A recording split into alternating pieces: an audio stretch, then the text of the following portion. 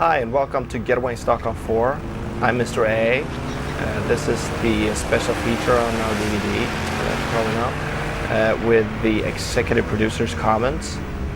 I'm going to tell you a little bit about the movie while we ride along here. This time we used the Honda NSX and Corvette C5 convertible. Probably recognize the NSX if you've seen the previous movie or the third one. It's the same one, driven by Mr.A, and the Corvette C5, driven by Miss Corvette. Fun thing to have a girl to drive the car, we thought, and this is for all you girls out there, to prove to all you guys who think that girls can't drive. And this Miss Corvette really proves you wrong. We choose these two cars because we think they work really great together. The handling of the NSX is a little bit better than the Corvette, but the Corvette is a little bit faster when it's straight. And that helps when the cars can catch up to each other. It gives you a little bit more action. GM has actually done a really good job with the Corvette C5. I was a little bit skeptic in the beginning in the selection of cars, but this proves me wrong. They've actually done a really good job with the handling. Due to previous reputation of American cars and handling, it's not been that good, but I still recommend this car. So you see here, we're going from the south of Stockholm towards downtown, through downtown, and then go north. We have 7 cameras this time, introducing a hat cam on Mr.A to add a little bit more excitement if you're riding along. The sound, the reason why we have the same sound on both cars and the main feature is because it got too weird to cut between the cars. You kind of lost the pace of the movie. But if you choose the independent cameras, you can actually hear the sound of the car that you ride along with and nothing else. So you like that, that's great. You probably missed the rear cameras in the material with the independent cameras. That's because we didn't have enough space in the DVD, so we had to choose something to take away. So we decided not to have the rear cameras because we wanted all the other material to be on there, and we felt that the rear camera is the ones that we could actually do without.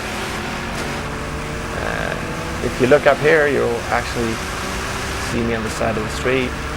You cops who want to see me, you really have to squint your eyes because you can't see that much, but I'm actually walking on the right up here. I was supposed to film from the outside, but I didn't make it on time, so well, that's a bummer, but that's the way it is. I didn't make it. The cars were faster than I expected them to. Right here we're kind of entering the downtown area, or the more dense part of the city.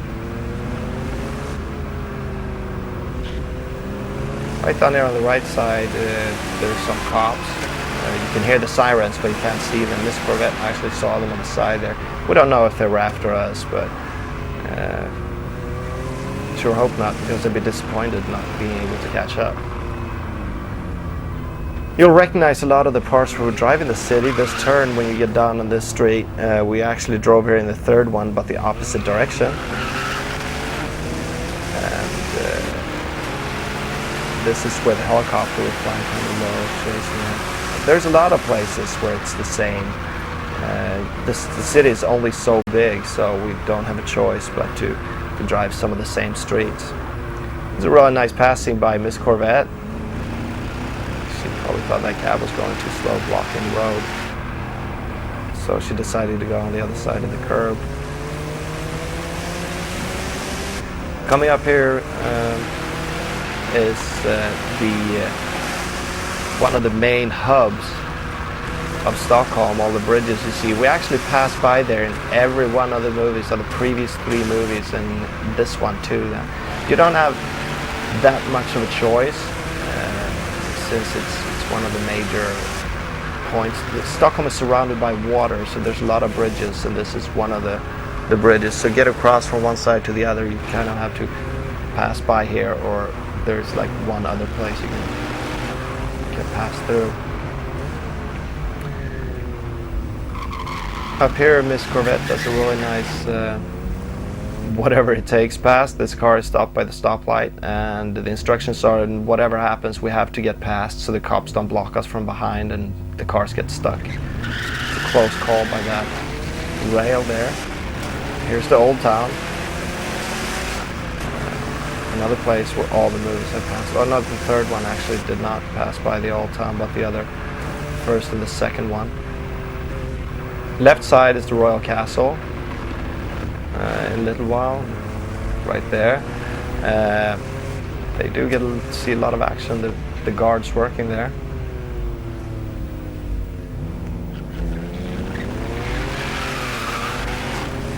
It's a nice fishtailing action. It's a great car. The Corvette is a great car to have in a movie because it fishtails a lot and it looks really good in the pictures. Once again, this is another place we've driven in the previous movies. Up here, there was actually in the second movie where you passed the first cop, and there's actually a cop down here too. I don't think they saw us though, so nothing really happened with that. Straight ahead, those stoplights is a cop.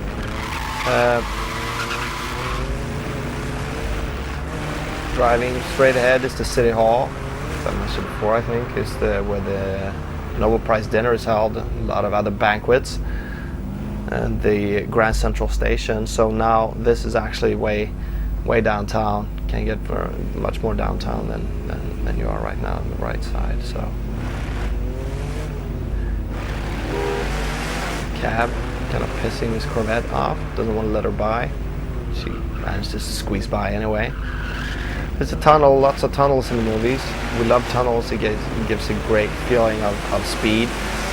Stockholm is also built around a lot of tunnels, so if we wanted to, we couldn't avoid them. Down here it's another fast section, right after this bus, who almost slams Miss Corvette into the concrete wall. If you look here on the left side, you see that it's a really close call. She gets by here in a little while. She's really trying to squeeze by it.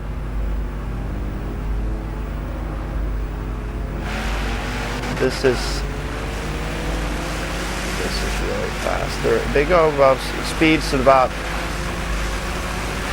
well above 230 kilometers an hour, or 130 miles per hour, whatever that is.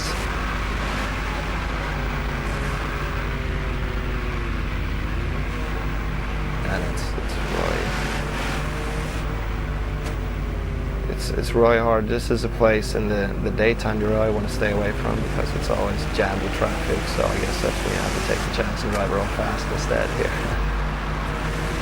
Up here on the left side, when you get out of this tunnel, is where we're supposed to have a second camera.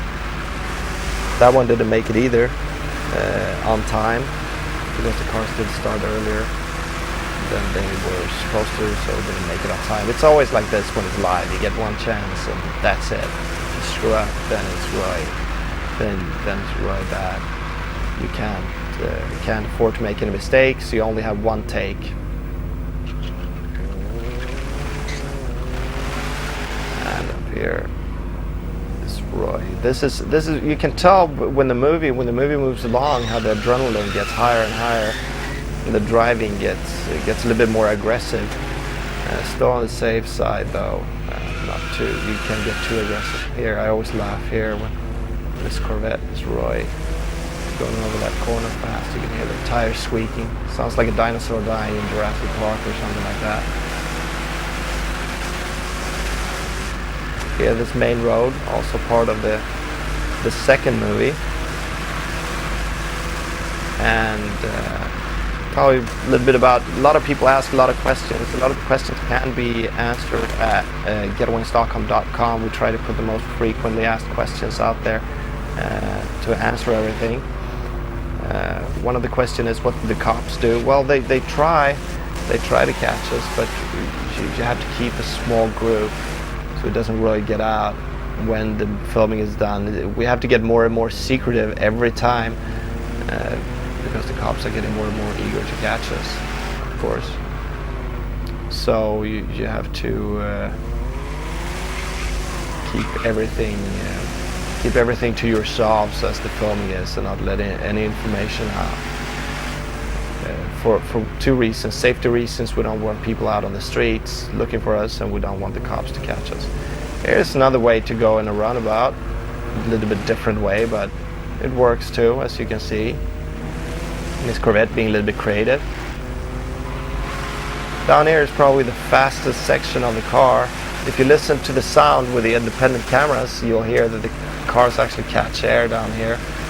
There's a little bit of a jump, and you can hear the engines revving. This is when the movie gets really exciting. We get some company up here.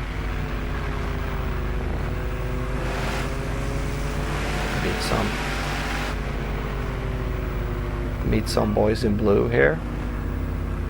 And then of course people complain that our cars are too fast, that it's no fair, we get away from the cops too fast. So we thought we'd give them a fair chance this time.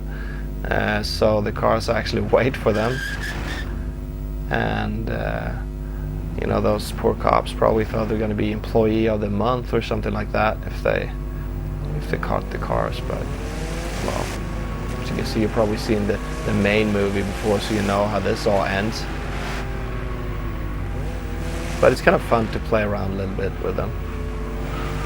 Probably going to ask for new funding to get new cars till next year. Right here they have a little bit hard time deciding who to follow, and they almost hit that pole, but finally they decided to go the right way in the roundabout. I don't know, they couldn't select which car to follow. It's going really wide by Mr. X. That's some really amazing driving. If you look on the in-car cam, you'll see that he's like turning that steering wheel every way there is, and it's kind of a close call. Waiting a little bit more, giving them some more chance, some more. They actually think they got a chance. I don't know, I'd probably be better off going to the donut shop, just hanging out. But it's fun. It's fun to have some guest appearances once in a while. As long as you don't get caught, that's no fun.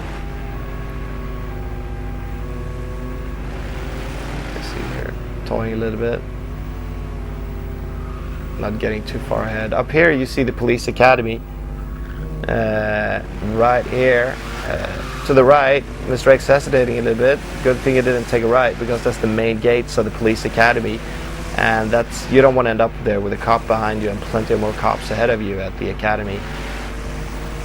So now they're getting some distance here. But you see up here is something that we agreed on. Miss Corvette is supposed to burn some rubber by the sign. The reason why Miss Corvette's wrist is blurred, some people ask about that, it's because she's got a bracelet that we were afraid she's going to be identified by, so we had to blur it sometimes when in picture. See, this was the plan to burn out, but the plan wasn't to get a police chase over there, but I guess they want to stick to the plans, and I respect that. I'm not sure I would have done the same thing. But hey, whatever for good, to put on a good show.